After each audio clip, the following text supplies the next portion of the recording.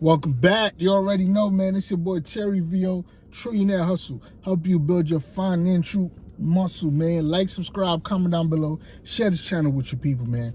Let's get straight into it, man.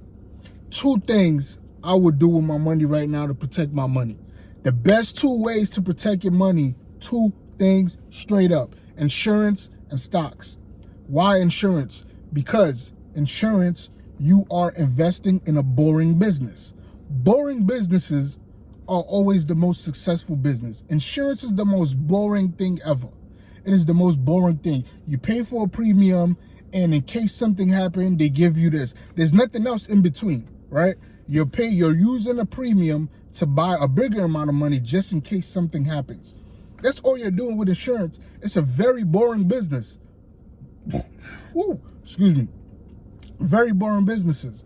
Anytime stuff is going bad or stuff is not going good, boring businesses for some reason seems to be the most successful ones. It's a very boring business. You're using that premium money you're paying per month to buy a larger sum amount of money just in case something happens.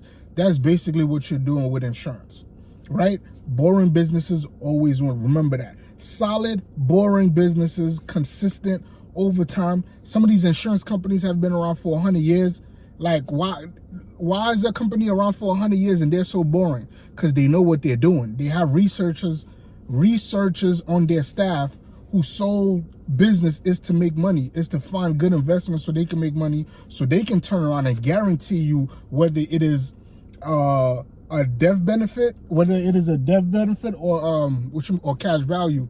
Whatever they're guaranteeing you, trust me, they already made more than that on the other end. They're keeping that money for themselves, and whatever they're guaranteeing you, they're going to give you that. And let's not also forget, insurance for the most part is also tax-free. So when you get that check from the insurance company, they're going to write you a check tax-free. Tax-free for the most part. Unless you're one of them people out there getting one of them crazy IULs that's not set up properly and you end up owing taxes. That's a whole different video on a different day. You end up owing taxes or end up paying taxes. Don't be messing with IULs, man. Like, make sure you do your research. But anyway, number two thing I would do, invest in the stock market. Why? As much as that sounds crazy, but check this out. The stock market has averaged at least a 7 to 9% return. That's even if you don't know what you're doing and you're investing in the most boring, simple, regular stuff. You will average at least 7 to 9%. Now, by you averaging 7 to 9% return a year, inflation has been going up by 3% year over year, right? So that means the stock market has been beating inflation by 4 points. Now, what does that mean for what I'm saying that now? If the stock market traditionally always beat the inflation by about 4%, anytime economy's crashing or stuff is going bad, you always want to be on the side of owners. And by owning stocks, you're buying pieces of a company. So technically, that makes you part owner of that company.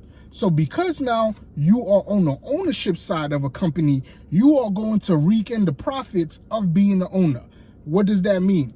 Whether economy crashes or whatever is going on or whatever, excuse me, people still have to buy stuff. Consumers still have to consume. The whole world is based on consumers and owners. Owners sell stuff to consumers. Now, consumers is going to be the ones who left holding the short end of the stick because they have to find a way to generate more income because of inflation in order to keep buying the things that they buy. So when I'm telling you to buy stocks, you want to focus on solid businesses. What kind of solid businesses? Me, I have always made the most amount of money in oil stocks and in bank stocks. And those are the two things we see failing right now for some weird reason. That's a whole different video for a different day. But why did I go to oil and bank stocks? Because I know banks, they're not really going to let banks fail. If a bank fail, somebody's going to come in and buy them out for a small amount of price, and they're going to generate that income out. And they're going to generate that income back up. Banks are not going to fail. They will always bail them out. They'll always just print more money and give it to the banks. Now, oil stocks. Oil is in every single thing. My watch have oil in it. This is leather, so it probably got a little bit of oil in it too. What else? This phone I'm recording on got a little bit of oil in it. This car that I'm sitting in got oil in it. This plastic bottle was made using oil. Like, everything have oil in it. Everything uses oil. So oil is one of the most important commodities out there in the world. Part of the world infrastructure is oil. So with that being said, you want to, when you invest in the stock market, especially in these times, you want to focus on infrastructure products that people, no matter what, have to buy. Things they are going to need no matter what. Oil is one of them. Banks is one of them. Like, people will always need certain things. You want to find the solid blue blood companies in those fields, in those sectors, and invest there. They are always going to return. And by you being on the ownership side, even though inflation is happening, their products cost more because of inflation, but it is the consumer's job to generate more income in order to keep buying from the owner because they need the product that the owner is selling. Like, subscribe, comment down below, share this channel with your people, man. You already know it's Trillionaire Hustle, helping you build your financial muscle. Catch me on the next one. I'm gone.